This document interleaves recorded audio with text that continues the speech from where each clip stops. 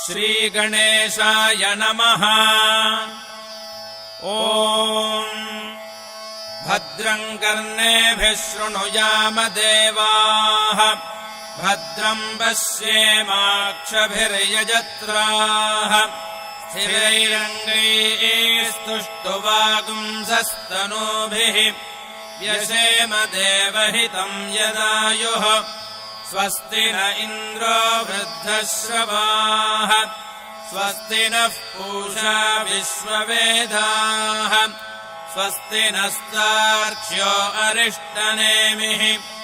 स्वस्ति नो बृहस्पतिर्दधातु। अथ गणेशाथर्वशीर्षं व्याख्यास्यामः।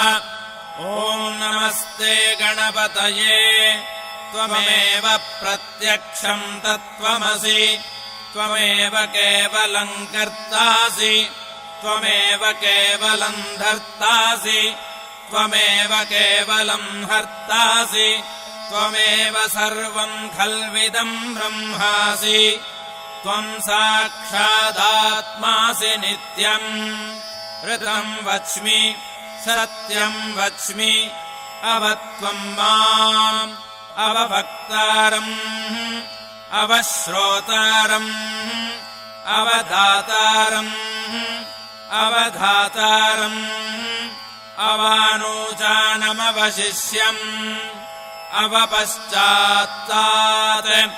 अवपुरस्तात् अवोत्तरात्तात् अवदक्षिणात्तात्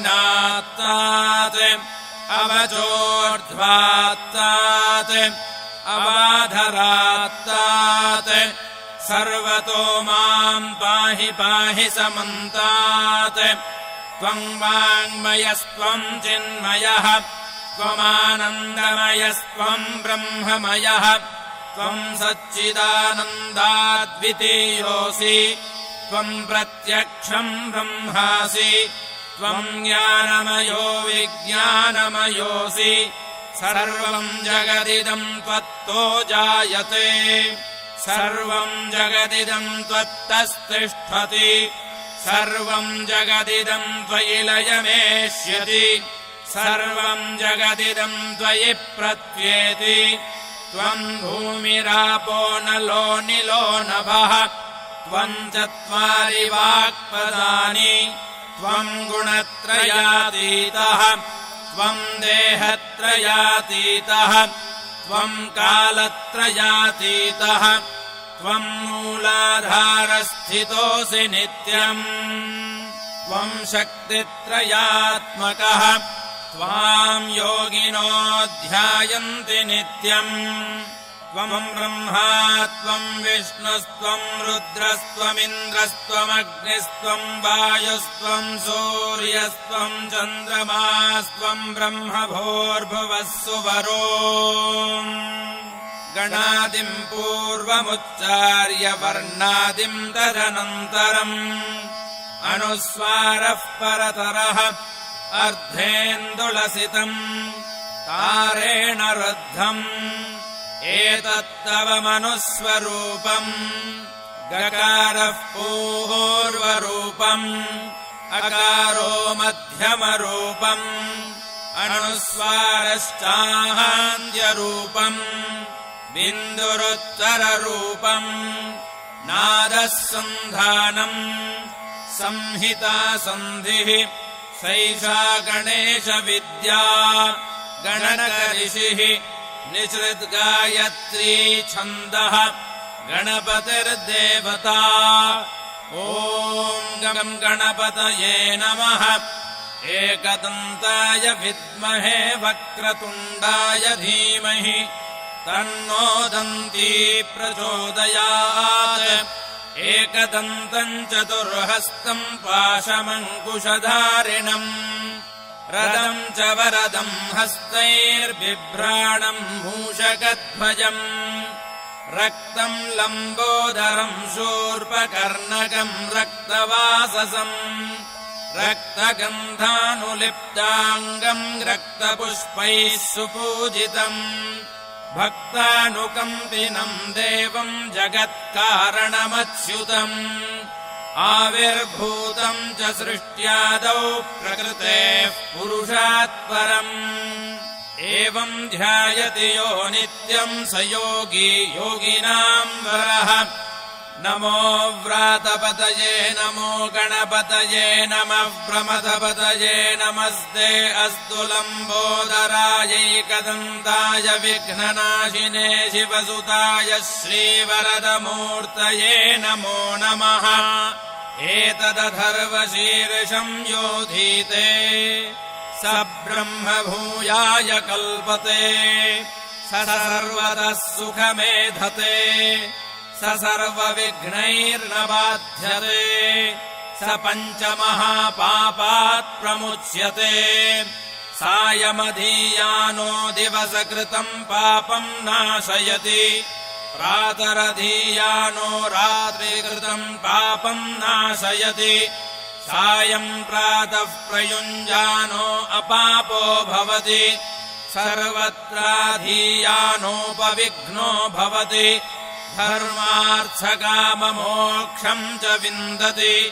इदमथर्वशीर्षमशिष्याय न देयम्